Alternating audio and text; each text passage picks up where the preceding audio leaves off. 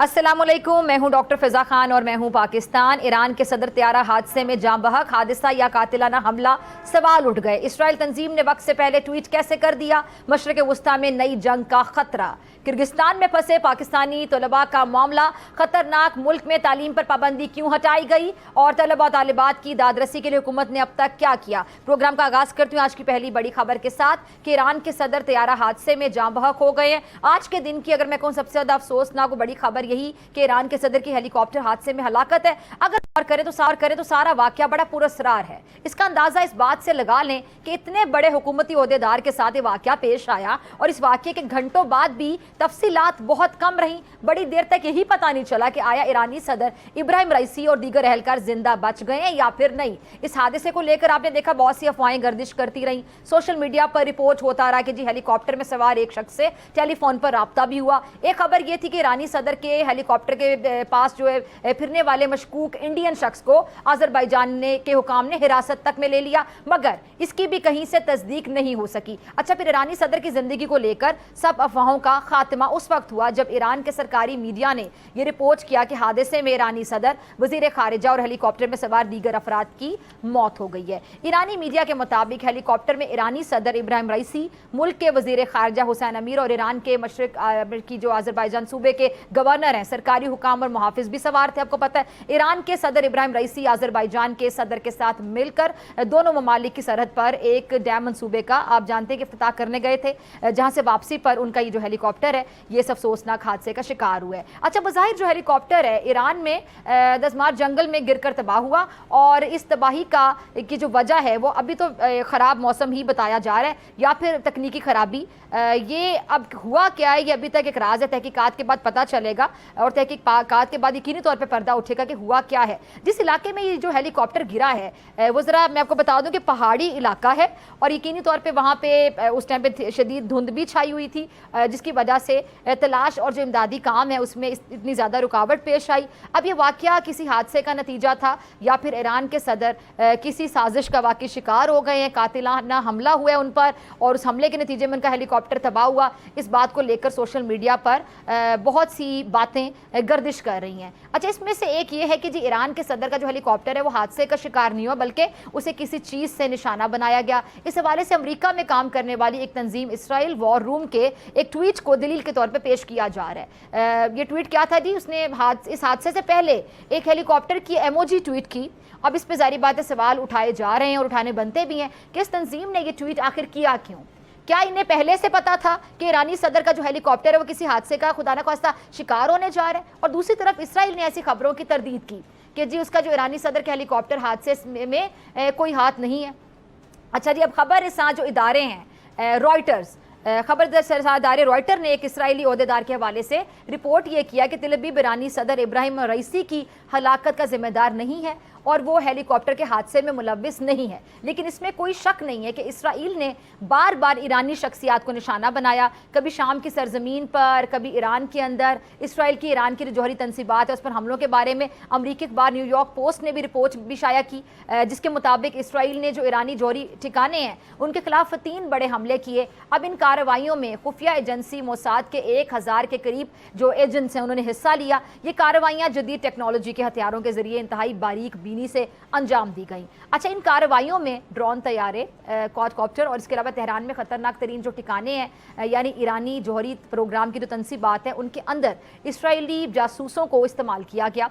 जबकि हाल ही में ईरान और इसराइल के दरमियान जो तनाज़ा है उसने नई जो सूरत है वो इख्तियार की। इस साल ये जो 1 अप्रैल को शाम के दारुल हुकूमत दमिश्क में इसराइल ने ईरानी कौंसल खाने को निशाना बनाया, जिसमें पासदारान इनकलाब के 7 अहलकार और 6 शामी बाशिंदे हलाक हुए।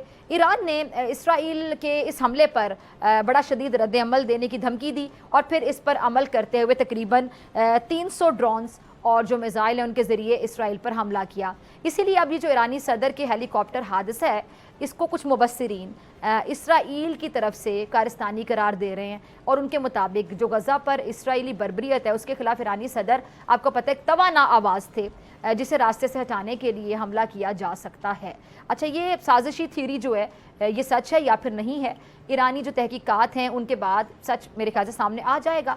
अगर ऐसा कुछ हुआ तो फिर ये मशरिक़ वुस्ता में यकीनी तौर पे खौफनाक जंग का आगाज़। अब देखते हैं कि तहकीकात कितनी देर में मुकम्मल होती हैं और कितना वक्त लगता है और इसमें आखिर क्या बात सामने आती है कि हुआ क्या था, कि हादसा था या ये हमला किया गया था। अच्छा, इसमें भी कोई दो राय नहीं है कि सदर रईसी आलम इस्लाम के एक अजीम रहनुमा थे जिन्होंने इत्तेहाद उम्मत के लिए बेहतरीन काम किया। उनके दौर में सऊदी अरब और जो ईरान के माबैन सफारती ताल्लुकात हैं वो बहाल हुए। पिछले महीने ही आपको याद होगा सदर रईसी ने पाकिस्तान का भी दौरा किया और उनके इस दौरे से दोनों ममालिक के दरमियान उन तमाम जो गलत फहमियाँ हैं उनका खात्मा हुआ जो ईरानी फोर्सेस की तरफ से सरहदी हदूद की खिलाफ वर्जी पर पैदा हुई थी। अच्छा, उनकी वफ़ात के बाद ईरान एक अजीम रहनुमा से यकीनी तौर पर महरूम हो गया। अच्छा नाज़रीन, इस वक्त एक और अहम इशू है जिस पे बात करने की अशद ज़रूरत है, वो है किर्गिस्तान में जो फंसे पाकिस्तानी तलबा और तालिबात हैं, उनकी मुश्किलात हैं। अच्छा, मेरा नंबर बहुत लोगों के पास है, लेकिन मैं आपको ज़रा बताऊं कि पिछले कुछ दिनों से किर्गिस्तान में जो फंसे इतने ज़्यादा तलबा और तालिबात हैं, तलबा हैं, तालिब इल्म हैं, उन्होंने मुझे मैसेजेस किए, अपनी मुश्किलात बताई। अभी भी मेरे फ़ोन में काफ़ी मैसेजेस हैं। मुझे समझ नहीं आई कि उन लोगों ने मेरा नंबर लिया कहाँ से, लेकिन बहरहाल जहाँ से भी लिया उन स्टूडेंट्स ने अपने मसाइल से आगाह किया और यकीनी तौर पर इस वक्त ये लोग मुश्किल में गिरफ्तार हैं। और जब आप स्टूडेंट लाइफ में होते हैं, आपकी कितनी उम्र होती है आप अच्छी तरह से समझ सकते हैं। इनमें से कोई 20 साल का होगा, कोई 22 साल का होगा, कोई 21 साल का होगा, छोटी उम्र के लोग हैं। और बतौर पाकिस्तानी और मुसलमान हमें यकीनी तौर पे प्रदेश में जो फंसे अपने ये जो नौजवान हैं इनकी मुश्किल को हल करने के लिए हर सतह पर, हर फोरम पर आवाज़ उठानी होगी और मैं इसी प्लेटफॉर्म पे आवाज़ उठा सकती हूँ इस प्रोग्राम के ज़रिए। आप लोग अंदाज़ा नहीं कर सकते कि वो जो वालिदैन हैं जिनके बच्चे वहाँ पे पढ़ रहे हैं उनकी इस टाइम पे क्या हालत होगी, उनकी तकलीफ़ का आप अंदाज़ा नहीं कर सकते। जिनके बच्चे, बेटे बेटियाँ वहाँ पे फंस के रह गए हैं, उनका बस नहीं चल रहा है कि खुद उड़कर वहाँ पे पहुँच जाएँ। जितने भी वालिदैन मुझे सुन रहे हैं, माँ बाप का दिल तो एक जैसा ही होता है, तो उनके बच्चे वहाँ से बाहिफाजत आ जाएँ, वो दुआ गो हैं। अच्छा, साथ ही मुझे एक चीज़ समझ नहीं आ रही कि किर्गिस्तान जैसा मुल्क हमारे जो तलबा और तालिबात हैं और ख़ास तौर पे जो मेडिकल के तलबा और तालिबात हैं उनके लिए पसंदीदा तरीन मुल्क कैसे बन गया। ये जो वस्ती एशिया है ना, इसकी जितनी रियासतें हैं रूस से आज़ाद हुई हैं, उनमें ताजिकिस्तान के बाद मैं आपको ज़रा बताऊँ किर्गिस्तान दूसरा सबसे ज़्यादा गरीब मुल्क है। इतना गरीब मुल्क है कि यहाँ की 1/4 आबादी गुर्बत की लकीर से नीचे ज़िंदगी गुजारने पर मजबूर है। और दूसरा ये कि किर्गिस्तान कौमियत परस्ती और तासुब की वजह से इनका इमेज बड़ा ख़राब है। तो एक ऐसे मुल्क में जहाँ पे गुर्बत भी है, कौमियत परस्ती है, तासुब है, मेरा नहीं ख्याल कि वहाँ पर अपने बच्चों को तालीम के लिए भेजना कोई एक अच्छा डिसीजन था। बहरहाल लेकिन आप अंदाज़ा करें कि वहाँ पर दूसरी चीज़ें कि वहाँ पे 200-400 नहीं बल्कि हज़ारों की तादाद में पाकिस्तानी तालिब इल्म तालीम हासिल करने पहुँचे हुए हैं और एक जो मुताद अंदाजे के मुताबिक ये जो तादाद है 12,000 से ज़्यादा है। मैं किसी दूसरे मुल्क जाकर तालीम हासिल करने या फिर काम करने के बिल्कुल ख़िलाफ़ नहीं हूँ, आपका राइट, आप जहाँ मर्जी जाएँ, लेकिन जहाँ तासुब हो वहाँ जाना और फिर वहाँ जाके फिर इस तरह के वाक़यात जारी बात है अगर हों तो उसमें फिर आप अपने मुल्क पर तनकीद करें, ये मेरे ख्याल से सही बात नहीं है। ख़ुद को आप जारी बात है जब आपको पता है इस तरह के वाक़यात पहले भी पेश आ चुके हैं, आगे भी आ सकते हैं, तो तासुब, तो ये जो तासुब अगर होता है, कौमियत परस्ती जो होती है, ये तो इसका जहर तो कहाँ कहाँ आपको तंग कर सकता है। इस हवाले से ज़रा मैं अपनी एक दोस्त का वाक़या आपके साथ शेयर करना चाहूँगी कि मेरी एक दोस्त है, उसने MBBS किया, अपना FCPS किया, उसके बाद वो UK में जॉब करने चली गई। अब वो जब इंग्लैंड में जॉब कर रही थी तो उसने मुझे बताया कि वहाँ पर एक ब्रिटिश खातून, लगभग उनकी उम्र 70 साल से ऊपर, उसने बताई कि काफ़ी ज़ईफ़ थी, उनकी उम्र 70 साल से ऊपर थी, सीनियर सिटीज़न। और वो खातून, उन्होंने कहा कि नहीं, मैं इस लड़की से टीका नहीं लगवाऊंगी, मैं इसे इंजेक्शन नहीं लगवा सकती क्योंकि ये एशियन है। वो ट्रीटमेंट नहीं ले रही थी उस डॉक्टर से क्योंकि वो एशियन थी। और उन खातून ने, जारी बात है, वो वहाँ पे पहली बार गई, वहाँ पे जॉब कर रही थी, तो उसको काफ़ी तकलीफ़ का सामना करना पड़ा। फिर वहाँ पे जो समझ बूझ रखने वाले लोग हैं, क्योंकि हर बंदा तो इस तरह का रेसिज्म का शिकार नहीं होता या इस तरह की सोच नहीं रखता कि वो तासुब या कौमियत परस्ती इस तरह की चीज़ों पे बिलीव रखे, लेकिन फिर वहाँ पे कुछ लोगों ने उसको समझाया कि ऐसा अक्सर होता है और ज़्यादातर ज़्यादा उम्र के लोग इस तरह करते हैं। बहरहाल बाद में उसको ये आदत हो गई। अब आप देखें, अंदाज़ा लगाएं आप कि UK जैसे मुल्क में अगर ये सब कुछ हो सकता है तो किर्गिस्तान, जहाँ पे गुर्बत है, जहाँ पे कौमियत परस्ती है, गैर मुल्कियों से जो तासुब का राज आप कह लें, वहाँ जारी बात है ऐसा हो सकता है, वैसे हालात होंगे। अब इसका अंदाज़ा आप देख लें कि जो नज़ारा है सोशल मीडिया के ज़रिए अब पूरी दुनिया ने देखा कि जो वहाँ पर हुआ, जो किर्गिस्तान का दारुल हुकूमत है बिश्केक, वहाँ पर हुआ क्या किर्गिस्तान के दारुल हुकूमत में, वहाँ पर ये जो डंडों लाठियों से मुसल्ला जत्थे कैसे बगैर किसी खौफ के, किसी डर के, रोक टोक के गैर मुल्की जो तलबा तालिबात हैं उन पर हमला कर रहे थे।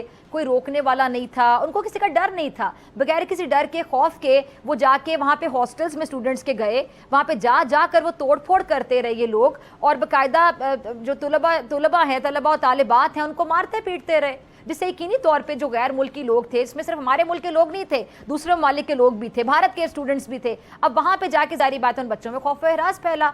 अच्छा, कुछ लोगों का ख्याल ये कि किर्गिस्तान की जो उज़्बेक लोगों से बहुत ज़्यादा लगती है, तो ये उन्हें अपना दुश्मन नंबर 1 कह लेंगे, समझते हैं। इसलिए अब जो ये झगड़ा बड़ा है, इसके पीछे कहानी ये है कि जो किर्गिस्तान के लोग हैं उनके ख्याल में पाकिस्तानी हो या फिर इंडियन हो या बांग्लादेशी हो, ये उन्हें उज़्बेक समझकर उनसे इस किस्म का रवैया अपनाते हैं। लेकिन यहाँ पे मैं ये कहना चाहूँगी कि इंसानियत भी कोई चीज़ है। किसी कौम की नफ़रत में आप इतना अंधा ना हो कि आप इंसानी दरिंदे बन जाए, डंडे सोटे लेके उसके पीछे चढ़ दौड़े। और ये कोई अच्छा पहली बार भी नहीं हुआ, ज़रा सुनिएगा, माजी में भी ऐसे वाक़यात हो चुके हैं। ये साल 2010 की बात है, तकरीबन 14 साल पहले इस तरह के वहाँ पे पुरतशद्दुद मुजाहिरे और फसादात तकरीबन 14 साल पहले, और उस वक्त भी जो सैकड़ों पाकिस्तानी तलबा थे उनको वहाँ से वतन लौटना पड़ा था। अभी किर्गिस्तान हुकूमत की यकीनी तौर पे ज़िम्मेदारी है, रिस्पॉन्सिबिलिटी है, ज़िम्मेदारी नंबर 1 कि वो इस तरह के जो लोग हैं, जो दंगा फसाद करने वाले हैं, इनको लगाम डाले और जल्द अज जल्द इसके बारे में कुछ सोचें, क्योंकि इससे उनके अपने मुल्क का नाम ख़राब हो रहा है। अगर गैर मुल्की यहाँ पढ़ने आए हैं तो ज़ाहिर बात है ज़र मुबादला भी इनके मुल्क को मिल रहा है, फ़ायदा भी इनके मुल्क का हो रहा है, और उल्टा ये लोग उन्हें नुकसान पहुँचाएँ। और अच्छा, एक और पहलू ज़रा इस वाक़े का ये भी करें कि आप किसी मुल्क से नफ़रत ना करें। वहाँ पर अगर किसी ने ऐसा किया है, ये तो सारा दंगा फसाद है, ये बिश्केक के एक इलाके में हुआ है ना, अगर बाकी इलाकों की मैं सूरत हाल की बात करूँ तो वो ऐसी नहीं है। तरह तरह के लोग हर जगह होते हैं, अच्छे लोग भी होते हैं, बुरे लोग भी होते हैं। यहाँ तक मैं आपको ज़रा बताऊँ बड़े यकीन के साथ कि कुछ मुकामी जो बाशिंदे हैं उन्होंने गैर मुल्की तलबा से इजहार यकजहती भी किया। वो यकजहती करने के लिए वहाँ पहुँचे, और आपने शायद इस तरह की वीडियोज़ भी देखी हूँ कि उनके लिए खाना तक लेकर आए। और जैसा कि मैं अपनी बात को दोहराऊँ कि अच्छे और बुरे लोग जो हैं वो हर जगह पर होते हैं, और अब मेरे ख्याल से इनकी जो हुकूमत है उसकी बहुत बड़ी रिस्पॉन्सिबिलिटी है कि उन्होंने आखिर ये जो मामलात हैं इसको बेहतर कैसे करना है कि इस तरह के मसाइल दोबारा ना हो। अच्छा, दूसरा मैं एक और पॉइंट यहाँ पे ऐड करना चाहूँगी कि जो मेडिकल कॉलेजेस हैं ना हमारे यहाँ, वहाँ पे एक तो मेरिट बहुत ज़्यादा होता है, और मेरिट ज़्यादा होने के बाद जो प्राइवेट मेडिकल कॉलेजेस हैं, गवर्नमेंट मेडिकल कॉलेज आपके सामने के कितने हैं, लेकिन स्टूडेंट्स बहुत ज़्यादा है, मेरिट ज़्यादा होता है। फिर जो प्राइवेट मेडिकल कॉलेजेस हैं उनका भी मेरिट ज़्यादा होता है, साथ उनकी फ़ीस भी बहुत ज़्यादा होती है। ये जो किर्गिस्तान है ना, वहाँ के मेडिकल कॉलेजेस में एंट्री टेस्ट नहीं है, वहाँ पर आपने MCAT एंट्री टेस्ट नहीं देना होता, सिर्फ आपने FSC में नंबर लेने, वो भी तकरीबन 60% से ज़्यादा आपके नंबर अगर होते हैं 60% से ज़्यादा, तो आप जाते हैं और आप वहाँ पर एडमिशन ले लेते हैं। तो वहाँ पर जाके जब आप लोग एडमिशन लेते हैं तो ज़ाहिर बात है एक सस्ता आपको मेडिकल कॉलेज वहाँ मिल जाता है, जहाँ पे आपको इतने नंबरों की भी ज़रूरत नहीं होती है। तो आपको होता है कि हम डॉक्टर बनकर आ जाएं। तो यहाँ पे मैं वालिदैन से भी एक रिक्वेस्ट ही करना चाहूँगी, हुकूमत से मेरी थोड़ी रिक्वेस्ट ये कि आप जितने मेडिकल कॉलेजेस यहाँ पे बनाएं, जितने तलबा को यहाँ पे मौका मिले कि यहाँ से सफ़र करने की ज़रूरत ना पड़े, अंग्रेज़ी वाला सफ़र भी करें, वहाँ जाके फिर उर्दू वाला सफ़र पहले करके जाएँ। तो पाकिस्तान में बहुत मेडिकल कॉलेजेस होने चाहिए, यूनिवर्सिटीज़ होनी चाहिए, इसमें तो कोई दो राय ही नहीं है ना कि होनी चाहिए, नहीं, यकीनी तौर पर होनी चाहिए। यहाँ पर जितने तालीम के मौके हों उतने ज़्यादा मौके होने चाहिए। लेकिन साथ साथ मैं वालिदैन से भी रिक्वेस्ट करना चाहती हूँ कि आप बच्चों को प्रेशराइज ना करें कि आपने डॉक्टर ही बनना है, आपने इंजीनियर ही बनना है। मैं बहुत से बच्चों को जानती हूँ कि जो डॉक्टर या इंजीनियर नहीं बनना चाहते, लेकिन वालिदैन का प्रेशर होता है कि आपने डॉक्टर या इंजीनियर ही बनना है, इसके अलावा कुछ नहीं बन सकते। तो मेरी वालिदैन से आज रिक्वेस्ट है कि आप भी बच्चों को एक बिल्कुल फ्री हैंड दें कि जो बच्चा जो भी बनना चाहता है, वो कोई भी प्रोफेशन, उसका पसंदीदा प्रोफेशन हो सकता है, आप उसको बनने की इजाज़त दें। इसी के साथ मुझे ब्रेक का कहा जारी, ब्रेक के बाद मुलाकात होगी आपसे, और अब्दुल्ला हमीद गुल साहब मेरे साथ मौजूद होंगे।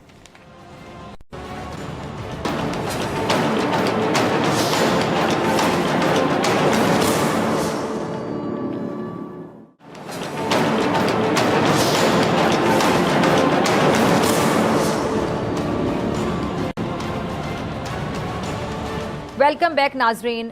तमाम तर सूरत में बात करने के लिए मेरे साथ सीनियर तजियाकार मौजूद हैं अब्दुल्ला हमीद गुल साहब। बहुत शुक्रिया अब्दुल्ला भाई ज्वाइन करने के लिए। अब्दुल्ला हमीद गुल साहब, ये जो ईरान के सदर इब्राहिम रईसी उनके हेलीकॉप्टर को जो हादसा पेश आया, इसमें भी बहुत से सवालात ज़हनों में गर्दिश कर रहे हैं और इसमें बहुत सी चीज़ें भी ऐसी हैं जो कि सामने आई। आप इंटरनेशनल मीडिया की खबरें भी देख लें, एक दो ट्वीट्स भी ऐसी नज़रों से गुजरी कि लोगों के जहनों में सवालात गर्दिश कर रहे हैं। कुछ लोग समझ रहे हैं कि ये हादसा है, लेकिन कुछ लोग कह रहे हैं कि हमला है। क्या समझ आती है आपको? ये जो कन्फ्यूजन है, आप मामले को पूरा कैसे देख रहे हैं? बिस्मिल्लाहिर्रहमानिर्रहीम। ज़ाहिर है सबसे पहले तो न्यूज़ के ज़रिए ताज़ियत पेश करूँगा तमाम ईरानी कौम से, और ज़ाहिर है वो तमाम ममालिक जो कि ईरान को एक सिंबल ऑफ रेजिलियंस समझते हैं, जो रेजिस्टेंस समझते हैं, जो गज़ा के मामले के ऊपर ख़ास तौर पे उनको समझते हैं कि इन्होंने एक बड़ा मस्बत जवाब दिया। इसमें कोई शक नहीं है डॉक्टर फ़िज़ा साहिबा कि ये एक सैबोटाज हो सकता है। उसकी बड़ी वजह यह है क्योंकि सैबोटाज किस लिए हम जो कह रहे हैं, पहली बात यह है कि क्या सिर्फ ये बैरूनी साजिश है, लेकिन हमें चंद सवालात, जिनमें सबसे अहम सवाल ये है कि बेल 402 हेलीकॉप्टर जिसको ये ह्यूई कहते हैं, ये वहां इस्तेमाल किया गया। ये तकरीबन 30-32 साल पुराना हेलीकॉप्टर है जो कि अमेरिकन बेसिकली ये हेलीकॉप्टर हैं, और असूलन ये वीवीआईपी मूवमेंट के लिए इस्तेमाल नहीं किए जाते। पूरी दुनिया में कहीं ये हेलीकॉप्टर इस्तेमाल नहीं किया जाता। उसके अंदर जो सबसे बड़ी बात है कि इस हेलीकॉप्टर के अंदर जो है वो सेफ्टी कैप नहीं लगा हुआ था, यानी कि खुदा न खास्ता किसी इमरजेंसी की सूरत में एक पॉड होता है, यानी कि एक लोहे का बना हुआ एक ऐसा कैप्सूल मौजूद होता है जिसके अंदर बाकायदा पैराशूट मौजूद होता है, और वो इजेक्ट कर देता है, बाहर निकाल देता है, और प्रेसिडेंट जो होते हैं वो सेफली लैंड कर जाते हैं जहां भी होता है। और उसके अंदर ट्रांसपॉन्डर होते हैं जो रिस्पॉन्ड करते हैं, उसका छोटा मोटा खाने पीने की अशिया होती हैं। सारे जो मामले के अंदर पहली बात है वो हेलीकॉप्टर क्यों इस्तेमाल हुआ, नंबर 1। नंबर 2 ये कि तमाम वीवीआईपी जो थे वो 4 उसके अंदर अहम लोग थे, और 4 के चारों एक जहाज में बैठे थे, जबकि काफिला 3 हेलीकॉप्टर्स का था। एक हेलीकॉप्टर में नहीं बैठना चाहिए था। फिर सवाल ये पैदा होता है कि जो रशियन मेड हेलीकॉप्टर जो कि उनके पास मौजूद हैं और बिल्कुल सर्विस में हैं और उसके अंदर इमरजेंसी कैप्सूल्स मौजूद हैं, वो हैं MI-17 हेलीकॉप्टर। वो क्यों नहीं इस्तेमाल किए गए? तो ये एक तो पहली बात है, क्योंकि MI-17 के अंदर वो एक तो ऑल्टीट्यूड जल्दी से उसके रोटर ब्लेड जो होता है, क्योंकि ये 2 पंखों पे मुश्तमिल हेलीकॉप्टर था जो हादसे का शिकार हुआ, लेकिन जो दूसरे हेलीकॉप्टर हैं उनके अंदर 4 या 5 पंखे होते हैं, और उसके नतीजे में वो एकदम लिफ्ट ऊपर उठा सकता है अपने आप को, उसके इंजन की ताकत होती है, और साथ ही साथ जो होता है उसके अंदर जो मौसम की खराबी के हवाले से जो आलात हैं वो बेहतर आलात मौजूद हैं। तो ये एक तो ये सवाल है। दूसरी बात यह है कि ईरान के टाइम पे 4:30 बजे दिन को एक ट्वीट आता है जो कि गोल्डन टिक से आता है, यानी कि गोल्डन टिक सिर्फ उनको मिलता है जो इदारे होते हैं। अब ये इदारा जो है ये कोई और नहीं बल्कि इजरायली वॉर हाउस, ये इसका एक्स अकाउंट का मैं आपको बता रहा हूँ, जिसके अंदर 4:30 बजे एक इमोजी हेलीकॉप्टर को दिखाया जाता है, और वो इमोजी जो है वो 4:30 का बाद, उसके बाद आप देखें कि ये हादसा कितने बजे पेश आता है। तो इसका मतलब है कि कहीं ना कहीं दाल में कुछ काला है। इसमें कोई शक व शुबा नहीं है कि ईरान ने अभी इसराइल पर सवाल ये उठाया जा रहा है कि कैसे किसी को पहले से पता है कि ऐसा कुछ हो सकता है। जी बिल्कुल, देखें, और दूसरी बात यह है कि अजरबैजान वो मुल्क है, मैं नहीं कह रहा अजरबैजान के लिए हमारे बड़े, और इसमें कभी भी नहीं हो सकता कि कोई दोस्त मुल्क इन्वॉल्व हो, खासतौर पे जब वहां एक जॉइंट प्रोजेक्ट कर रहे हो। ईरान और अजरबैजान के बड़े अच्छे ताल्लुकात हैं, लेकिन इजराइल का असला जो है और इजराइल के साथ भी बिजनेस टाइज जो है वो मौजूद हैं। कहीं ऐसा ना हो कि जो उनका फ्लाइट पाथ था वो कहीं लीक हो गया, एक ये भी पॉसिबिलिटी है। दूसरी पॉसिबिलिटी इसके अंदर ये है कि उसको क्या लेजर के जरिए जो है वो हिट किया गया, या उसके अंदर जैमिंग इक्विपमेंट जो है वो डाल दिया गया, क्योंकि 2 हेलीकॉप्टर जो थे वो रुके बगैर, उनके साथ तीसरा हेलीकॉप्टर था, और वो दोनों हेलीकॉप्टर मंजिल मकसूद पर खैर खैरियत से पहुंच जाते हैं, जबकि तीसरा हेलीकॉप्टर जो कि वीवीआईपी हेलीकॉप्टर होता है उसको वो जाके दोबारा उसको पूछते नहीं है। ये बात बड़े, इसके ऊपर इंक्वायरी हो रही है, और सुनने में यह आ रहा है, जो मेरी ईरानी हुकाम वाला से बात हुई है, उन्होंने कहा कि 1 हफ्ते के अंदर हम इसके ऊपर रिपोर्ट पेश करेंगे। लेकिन डॉक्टर फिजा, जो बात मैं आपसे कह रहा था, इससे पहले आप देखें जनरल कासिम सुलेमानी जो कि उनके इंटेलिजेंस चीफ थे, उनको बाकायदा जो है वो एक साजिश थे, मगरबी साजिश, और अमेरिका ने उसको कबूल किया कि हमने ड्रोन हमले के जरिए किया। इसराइल जो है वो अल-कुद्स ब्रिगेड को जो है वो बाकायदा आड़े हाथों लेता है, जगह जगह उनके जर्नैलों को जो है वो शहीद किया जाता है, निशाना बनाया जाता है, और साथ ही साथ जो है उनको थ्रेट अलर्ट्स जो थे वो जारी हुए थे, और एक नहीं बल्कि मुतअद्दिद। अब ये भी बात अहम है कि जो उनके आयतुल्लाह खामेनेई हैं, जो कि सुप्रीम लीडर कहलाते हैं, रहबर मुअज़्ज़म के नाम से जाने जाते हैं ईरान के अंदर, वो इस टाइम पे 85 बरस की उम्र है और उनको जो है वो मुख्तलिफ बीमारियों के आर्जे में भी मुब्तला हैं। अब रहबर मुअज़्ज़म के बाद जो है वो इनका नंबर दूसरा समझा जा रहा था, और ये उनके बड़े ही करीब थे। 63 साल इनकी उम्र थी, और इनको ये समझा जा रहा था कि ये नेक्स्ट जो है वो हमारे सुप्रीम लीडर बन सकते हैं, और ये एक हार्ड लाइन सोच के मालिक थे। इन्होंने, आप देखें इनकी खारजा पॉलिसी को अगर आप देखें, और जो वजीर खारजा हुसैन जो अब्दुल्ला हयान थे, वो जिस तरीके से उनकी भी दरमियान में ये अलमनाक हादसे के अंदर वो भी जान से गए। अब देखने वाली बात जो है वो ये कि सऊदी अरब ईरान के दरमियान में मामलात इनके दौर में ठीक हुए। पाकिस्तान के ऊपर कुछ हमारा आपस में मिसअंडरस्टैंडिंग हुई, उसी वक्त ये पाकिस्तान आए और मामलात को जो है वो ठंडा कर दिया। Army chief general Asim Munir के ख्वाहिश के ऊपर ये आए और बॉर्डर कमेटी, जो बॉर्डर मार्केट्स थी बलोचिस्तान के अंदर, उसका इफ्तिताह किया। 105 मेगावाट का बिजली का मंसूबा लगाया। डॉक्टर फिजा, बात साफ सी है कि इस दाल में बहुत कुछ काला नजर आ रहा है। मैं इसको बिल्कुल खारिज-ए-इम्कान नहीं करार दे सकता कि इसके अंदर कोई दहशतगर्दी का अंसर या इसके अंदर कोई साजिश जो है वो ना की गई हो, क्योंकि बहरहाल ये ईरान के दूसरे सदर हैं। मैं आपको ये जरूर बताता चलूं कि इससे पहले जो उनके रिजाई साहब थे, मोहम्मद अली रिजाई साहब, उनको जो है 1981 के अंदर 30 अगस्त को जो है उनको भी जो है वो कत्ल कर दिया गया था। उनको भी जो है वो बाकायदा टारगेट किया गया था एक बम के जरिए, जिसके अंदर उनके उस वक्त के वजीर आजम जो थे उनको भी जो है वो टारगेट किया गया था, और वो भी अपनी दोनों जानों से गए थे। आज भी ईरान हालत जंग में है। ठीक है, चलिए हमारे कुछ सियासी मामलात हैं, जरा उसकी तरफ आते हैं। और मैं आपसे सबसे पहले बात ये करना चाहूंगी कि बानी चेयरमैन PTI, उनके हवाले से जो रिलीफ की खबरें सामने आई और फिर बहुत से लोग इसको जोड़ रहे हैं इस चीज़ से कि शायद किसी किस्म की डील हो गई है, तो अब्दुल्ला साहब आपको क्या लगता है कि डील के लिए तो पहली बात है कि मुज़ाकरात का ऊँट इनका किसी करवट नहीं बैठा है, हुकूमत से मुज़ाकरात ये नहीं चाहते, और इनके अंदर भी खैर मिली जुली राय है, कोई क्या बयान देते थे, कोई क्या बयान देते, पता ही नहीं चलता कि पार्टी पॉलिसी इस टाइम पर है क्या। बहरहाल उस साइड से हमने देखा कि नवाज शरीफ साहब ने पहले मुज़ाकरात की हामी भी भरी, और ये खबरें सामने है कि जी नवाज शरीफ साहब मुज़ाकरात के लिए तैयार हैं, लेकिन ये मुज़ाकरात जिनसे चाहते हैं वहाँ से जो जवाब आया वो भी आपके सामने है। अब मुज़ाकरात भी नहीं हुए, डील की खबरें भी समझ नहीं आती हैं। एक तरफ रिलीफ जब मिलता है तो रिलीफ की बातें भी होती हैं, साथ ही ये पार्टी कह देती है कि हमें दीवार से लगाया जा रहा है। इतनी कन्फ्यूजन क्यों है? डॉक्टर साहब, ये बात समझने की बड़ी जरूरी है, लेकिन डील के हवाले से मैं आपको से एक बात बताऊंगा कि जो बताया ये जा रहा है कि शायद जो एस्टैब्लिशमेंट के साथ डील हो गई है, तो उसका एक ही जवाब है, और वो ये है कि the number you have dialed is not responding at the moment। जो नंबर आपने मिलाया है वो फिलहाल बंद है। अच्छा, बिल्कुल मैं आपको क्लियर 100% बता रहा हूँ। दूसरी बात यह है कि ये कोई एक इदारे के किसी शख्सियत की बात नहीं है। तो साथ ये भी नहीं, उसमें तो साथ ये भी आता है ना कि प्लीज ट्राई लेटर। सिपाही से लेके जब हम आपने सिपाही से लेके अफसर तक को जो है आपने उसको उसकी इज्जत के ऊपर, उसकी सिक्योरिटी के ऊपर, उसके जो आपने इंटेग्रिटी के ऊपर, उसकी ऑनर के ऊपर, उसकी पाकिस्तानियत के ऊपर हमला किया, ये इजाजत नहीं दी जाएगी। अब जो बात हो रही है वो कहां से हो रही है आप देख लें। जो इस टाइम पे रिलीफ मिल रहा है वो अदलिया की जानिब से मिल रहा है। हम ये भी जानते हैं कि अदलिया के अंदर तकरीबन जो अभी जस्टिस एंड लॉ कमीशन की रिपोर्ट है उसके मुताबिक 2024 के 22,60,000 मुकदमात जो हैं वो इस टाइम पे ज़ेरे इल्तवा पड़े हैं, लेकिन सिर्फ और सिर्फ वो जो सियासी मामलात हैं इस टाइम पे उनके ऊपर तवज्जो दी जा रही है। डॉक्टर फिजा मेरे एक जानने वाले हैं जो 2009 से लेके आज तक पिटीशन लेके सुप्रीम कोर्ट में गए हुए हैं, लेकिन उनकी सुनवाई अभी तक, पिटीशन उनकी हेयरिंग के लिए उसको डेट ही नहीं मिली।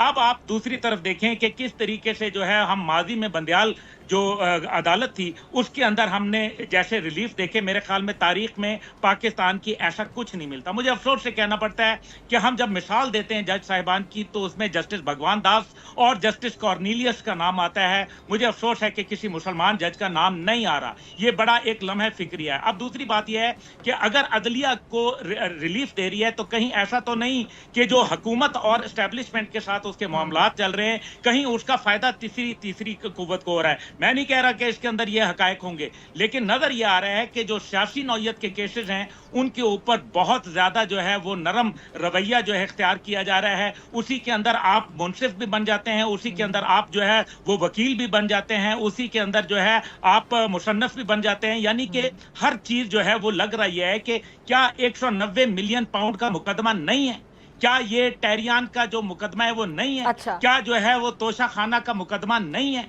ये वो तमाम बातें हैं। क्या अल कादिर ट्रस्ट का मुकदमा नहीं है, क्या जो अभी सबसे बड़ी बात टू कट शॉर्ट आप आगे जो अभी फिलहाल कोई क्या सबसे बड़ी बात जो फॉरेन फंडिंग का केस था डॉक्टर साहिबा, वो क्यों नहीं तश्तबाम किया जा रहा? देखिए ना, बाबर साहब जो है वो रुल गए हैं, लेकिन उनको वो मुकदमे का फैसला क्यों नहीं आ रहा? कौन है जो उसको रोक रहा है? किसके पास वो मुकदमा महफूज है? क्या वो डॉक्टर फिजा के पास है या अब्दुल्ला हमीद गुल के पास है? तो फिर अगर नहीं है तो फिर इसका क्या मतलब है? इसका मतलब ये है कि आप तासुर दे रहे हैं कि हम स्टैब्लिशमेंट के साथ चले गए हैं, लेकिन यकीन मानिए कि स्टैब्लिशमेंट के साथ, मैंने वही कहा, your number is not responding at the moment. मैंने इस बात ही पूछा था आपसे कि उसके बाद कहा जाता है कि प्लीज ट्राई लेटर, तो ऐसा भी कहा जाता है? मेरा ख्याल है कि अभी ये वाली लाइन नहीं आई, प्लीज ट्राई लेटर। ठीक है, चलें, ये खैर मैंने लाइटर नोट पे पूछा। अच्छा, अब ये आपके टाइम की ज़रा कमी, मुझे फिर आपका शुक्रिया अदा करना है। नवाज शरीफ साहब बड़े एक्टिव हो गए हैं और जब से शहबाज शरीफ साहब वज़ीर आज़म बने तो बहुत से लोग पार्टी के अंदर भी हमने देखा कि बाकायदा जो नून और शीन के हवाले से एक तासुर दिया जाता था इनके मुखालिफिन की जानिब से, वो तासुर एक हद तक थोड़ा सा प्रोमिनेंट होता इस तरह नज़र आया कि कुछ लोग जो कि बहुत ज़्यादा खुलकर तनकीद करते रहे, जैसे कि राना सनाउल्लाह साहब, फिर खैर वो मुशीर बन गए, मियाँ जावेद लतीफ़ साहब, और भी मुझे कुछ नाम याद आ रहे हैं। फिर खैर डेप्यूटी वज़ीर आज़म लगाया गया इसहाक डार साहब को, जो कि नवाज शरीफ साहब के बहुत करीबी हैं, और फिर नवाज शरीफ साहब ये जो सदारत जो छोड़ दी शहबाज शरीफ साहब ने, तो कुछ ऐसी चीज़ें होती चली गई। अगर आप डॉट्स को कनेक्ट करें जिससे पता चला, तासुर गया कि नवाज शरीफ साहब ने बताया कि मैं यहीं पर हूँ, इस तरह की बातें ना की जाएं। ये अब आगे जाके आप क्या देख रहे हैं? नवाज शरीफ साहब जो एक्टिव हुए, इसकी वजह यही है कि जिस किस्म की बातें की जाती रहीं सियासी मुबसरीन की जानिब से, तजियाकारों की जानिब से या सियासतदानों की जानिब से भी, उन्होंने इन बातों को बड़ा संजीदगी से लिया? देखिए, मसाइल होते हैं पार्टियों के अंदर, बिल्कुल होते हैं, लेकिन अमूमन वो मसाइल जो है वो कम हो जाते हैं जब आप हुकूमत और इक़्तिदार के अंदर होते हैं। लेकिन मुस्लिम लीग नवाज की प्रॉब्लम यह है कि वो इक़्तिदार में होने के बावजूद पार्टी की सतह के ऊपर दिन ब दिन कमजोर हो रही थी। नवाज शरीफ साहब के नाम के ऊपर लोगों ने वोट दिया, उनको बुलाया गया, लेकिन कहीं ना कहीं नवाज शरीफ साहब को लग रहा है कि उनके साथ कुछ अच्छा नहीं हुआ। इसी की बुनियाद पे उन्होंने अपने आप को पंजाब तक जो है वो महदूद किया, क्योंकि पंजाब से ही उठे थे और वजीर आजम तक पहुंचे थे, और आज वो दोबारा अपने आप को पंजाब में मजबूत कर रहे हैं, पार्टी को मजबूत कर रहे हैं। मेरा ख्याल है कि उनको ये शक पड़ा है कि कहीं ऐसा ना हो कि मुस्तकबिल करीब के अंदर जो है पीपल्स पार्टी जो है वो तमाम जो ऊपर जो क्रीम है वो उनके पास चली जाए और जो मुस्लिम लीग है वो मुंह तकती रह जाए। नवाज शरीफ के जो वफादार थे, जो उनके करीबी साथी थे, जिन्होंने मुख्तलिफ अदवार में मुख्तलिफ तकालीफ परेशानियां काटी, वो आज जो है कहीं मार्जिनलाइज होते नजर आ रहे हैं। इसलिए नवाज शरीफ साहब जो है वो एक समझे हुए पॉलिटिशियन है, बहुत समझदार हैं, 3 दफा वजीर आजम रह चुके हैं और फिर पंजाब में उनकी साहबजादी की हुकूमत है। तो मेरा ख्याल है कि यकीनन मुश्किलात हैं पार्टी के अंदर, लेकिन उसको अफाम और तफहीम के जरिए और पार्टी को स्ट्रेंथ दे के जो है वो कोशिश की जाएगी। लेकिन जो मुल्क के मौजूदा सूरत हाल है, खास तौर पे जो इक्तसादी मसाइल हैं हमें वो जो और सिक्योरिटी मसाइल हैं, मेरा ख्याल है कि उसका हल जो है वो तलाश मिल बैठ के सबको करना पड़ेगा, तलाश करना पड़ेगा। ठीक है जी अब्दुल, शुक्रिया आपके वक्त के लिए। नाज़रीन, आपसे मुलाकात होगी ब्रेक के बाद, और ब्रेक के बाद मैं बात करूंगी सोशल मीडिया के हवाले से कि वहाँ पर क्या कुछ चल रहा है और क्यों चल रहा है।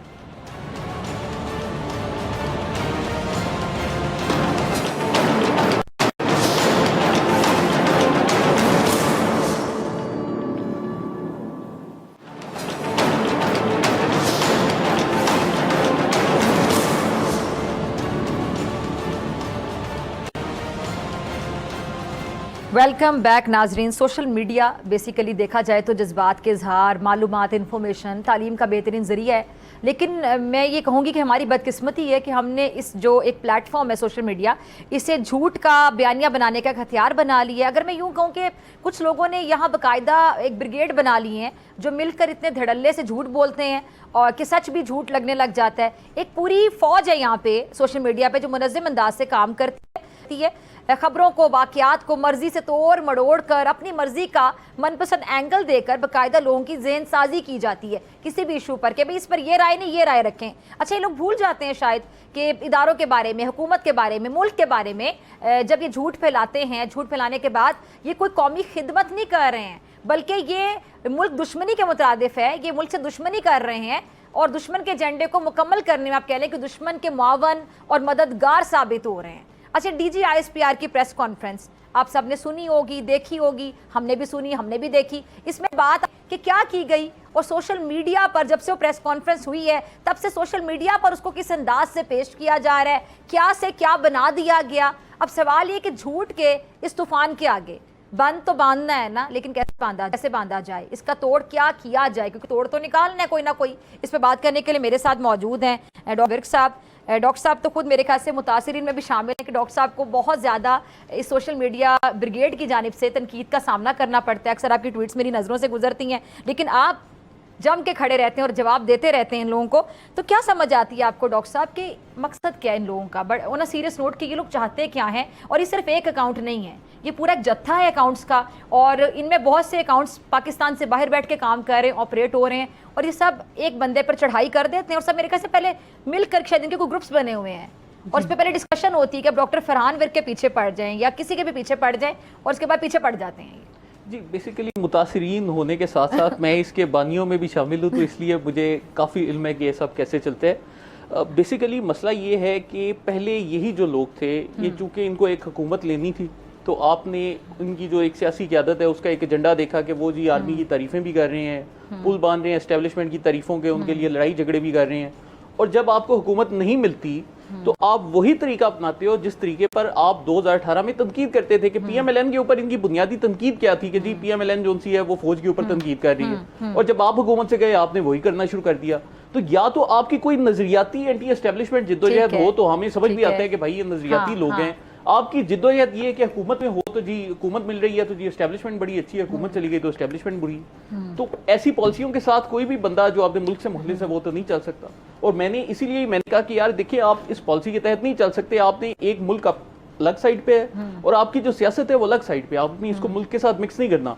अभी जो मौजूदा सूरत हाल की आपने बात की है, बुनियादी तौर पर इनका जो कोर एजेंडा है वो है मुल्क में अनारकी फैलाना, कि किसी तरीके से मुल्क में पॉलिटिकल डिस्टेबलाइजेशन हो, मुल्क की बुरी खबरें आम हो, उसके बाद आपकी जो इकोनॉमिक एक्टिविटीज हैं वो तबाह हो जाए, मुल्क में लोग इन्वेस्ट करना बंद हो जाएं, आहिस्ता आहिस्ता आपका मुल्क जो से डिफॉल्ट की जानिब चला जाए। और अगर ये मुल्क डिफॉल्ट होता है तो फिर हम फख्र से कह सकते हैं कि जी हमारे लीडर ने जो मुल्क के डिफॉल्ट होने और श्रीलंका बनने का दावा किया था वो सच्चा दावा था।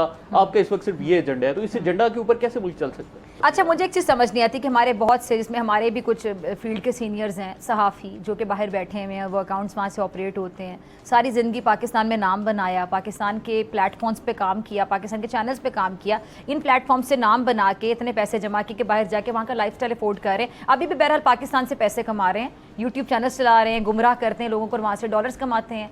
तो वो लोग जब वहाँ बैठ के तनकीद करते हैं, जैसे मैं अक्सर देखती हूँ कि कुछ लोग हैं जो वहाँ बैठ के कहते हैं अब ये कर दें, वो एक मेजर है रिटायर्ड, वो जो सारा दिन पाकिस्तान के खिलाफ बातें करता रहता है, और वो शख्स, उसको सजा भी हो चुकी बाय द वे, वो शख्स वहाँ बैठ के जब कहता है ये कर लें वो कर लें, खुदा के क्यों नहीं कर लेता? खुद क्यों छुप के वहाँ बैठा हुआ है? ये आपने बड़ा इंटरेस्टिंग सवाल किया। और अगर आप गौर करें तो पाकिस्तान में जो लोग मौजूद हैं तहरीक इंसाफ के, आप अक्सर उन्हें शोज में भी इनवाइट करती होंगी, आपने देखा होगा उनमें आपको एक सब्र का ना एक अंसर नजर आता है। लेकिन उसकी निस्बत वो लोग जो कि पाकिस्तान में मौजूद नहीं, उनका काम 24 घंटे इनको वर्गलाने के, भाईजान आप किसी तरीके से ना अब इसके ऊपर चढ़ दौड़ो, अब आरओ ऑफिस के ऊपर हमला कर दो, अब जी इनके घरों में चले जाओ। तो ये जो बाहर बैठे हैं वो आराम से बैठकर इधर मौजूद नौजवानों को वर्गलाते हैं। तो यहाँ के नौजवानों को समझ नहीं आता कि ये बाहर क्यों बैठा हुआ है? नहीं, असल में मसला ये है कि यहाँ के जो नौजवान हैं वो बेचारे नहीं, डॉक्टर फरहान विर्क, मैं बाहर बैठ के आपको बोलूं फरहान विर्क ये कर दो, चढ़ाई कर दो, यहाँ चले जाओ, स्टॉक को जाके ब्लॉक कर दो, ये कर दो, एहतजाज करो, तो आप मुझसे अगर आप थोड़ा सा समझ बूझ रखते हैं पूछेंगे ना कि बहन तो खुदा के कर दे।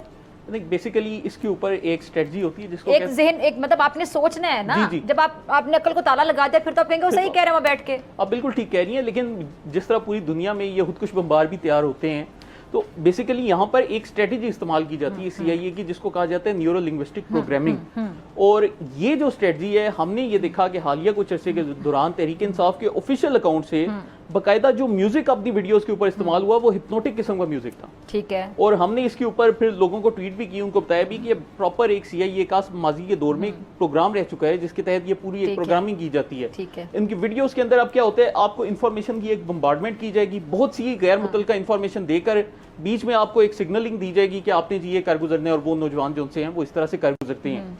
लेकिन अब मुझे लग रहा है कि 1-1.5 साल बाद काफी ज्यादा फर्क आ रहा है। नहीं तो आप तस्वुर भी नहीं कर सकते कि लाहौर की सड़कों पर जो 9 मई को होता रहा, ये चीजें कोई नॉर्मल इंसान नहीं कर अच्छा, सकता। 9 मई के बाद चले देख लेना, दूसरा 9 मई आ गया, पूरा साल हो गया, उसके बाद भी आप देख लें कि क्या रवैया इनका, कि वो जो प्रेस कॉन्फ्रेंस थी DG ISPR की, उस प्रेस कॉन्फ्रेंस को भी तोड़ मरोड़ कर अपनी एंगलिंग दे के वहाँ पेश कर रहे हैं। जैसे कि मतलब माफ़ी मांगने वाला जो मामला है, तो उन्होंने कैटेगोरिकली बोला है कि आप कौम से माफ़ी मांगें, अवाम से माफ़ी मांगें, और किसी सियासी जमात को सियासत करने से नहीं रोका गया।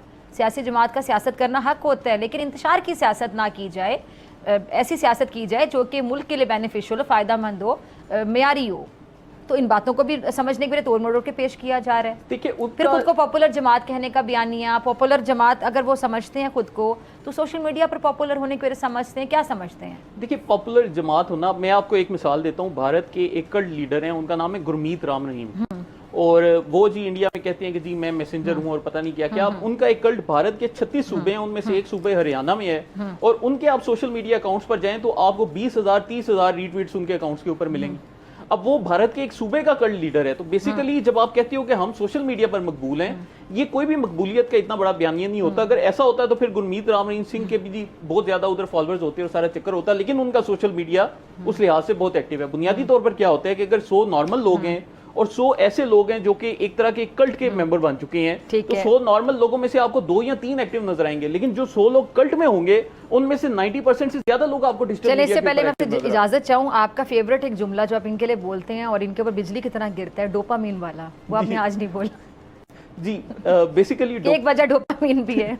डोपामीन तो इसकी बहुत बड़ी वजह है, और ये जो डोपामीन है ये सिर्फ आपको इमरान खान ही नहीं, अगर आप देखें माजी में हिटलर, मैसोलिनी, यहाँ तक कि इंडिया में जो नरेंद्र मोदी के फॉलोअर्स हैं वो भी सारे डोपामीन पाथवेज पर चलते हैं। सिंपल स्ट्रेटजी है, आपने पहले लोगों को बताने कि तुम एक अजीम कौम हो, तुमसे बड़ी कौम कोई नहीं, डोपामीन हाई हो जाएगी। फिर आपने उसके बाद लोगों को कहने कि यार तुम्हें फलां फलां फलां बंदे से खतरा है। अब यहाँ पर कहेंगे तुम्हें PDM से खतरा है, जर्मनी में कहते थे तुम्हें यहूदियों से खतरा है, इंडिया में कहते हैं हिंदुओं को कि आपको मुसलमानों से खतरा है। अब जब आप खतरा दिलवाएंगे तो डोपामीन लेवल नीचे चला जाएगा। अब वो लोग क्रेव करेंगे जिस तरह सिगरेट को लोग क्रेव करते हैं। फिर उसके बाद आप कहेंगे लेकिन अगर तुम मेरा इंतखाब करोगे तो मैं तुम्हारे सारे मसले हल कर दूंगा। आप डोपामीन लेवल दोबारा हाई जाता है और आपका ये पूरा एक पाथवे बन जाता है कंडीशनिंग वाला, और बस आपने इसको बार बार रिपीट करना है, और आपके ब्रेन का जब ये एक नेचुरल पाथवे बन गया तो उसके बाद आपके लिए मैदान साफ है। लेकिन लास्ट में आम लोग इस्तेमाल ना करें। ये आजम नज़ीर तारिक साहब ने अभी न्यूज़ कॉन्फ्रेंस की थी, आज आपने सुनी होगी, तो मीडिया के हवाले से डिजिटल मीडिया से मुतालिक उन्होंने बताया कि जो अथॉरिटी हम बना चुके हैं, अब ये अथॉरिटी हो, बाकायदा कानून भी हो, लेकिन रेगुलेट कैसे किया जाए, मतलब इस पे अमल दरामद होना चाहिए। देखिए, डिजिटल मीडिया अथॉरिटी सिर्फ एक सूरत में कामयाब हो सकती है, वो ये कि अगर आप ये मेटा, एक्स और ये जो दीगर डिजिटल मीडिया प्लेटफॉर्म्स हैं इनके साथ आपकी कोऑर्डिनेशन हो, वो उस अथॉरिटी को तस्लीम करें और उसके कहने पर चलें। अगर तो ये इनसे कोऑर्डिनेशन हो जाती है तो फिर तो इससे बड़ा काम हो ही नहीं सकता, और इंडिया ने की है, पाकिस्तान पहली दफा नहीं कर रहा। लेकिन अगर ये उन प्लेटफॉर्म्स के साथ कोऑर्डिनेशन नहीं कर पाए तो ये जितनी मर्जी अथॉरिटीज बना लें उसका रिजल्ट नहीं निकले। ठीक है डॉक्टर साहब, बहुत शुक्रिया आपके तशरीफ लाने के लिए। इसी के साथ मुझे दीजिए इजाज़त, साहब से मुलाकात होगी इंशाल्लाह कल सेम टाइम सेम चैनल। अगर ज़िंदगी ने वफा की, दुआ में याद रखिएगा, अपना बहुत ख्याल रखिएगा। अल्लाह के बाद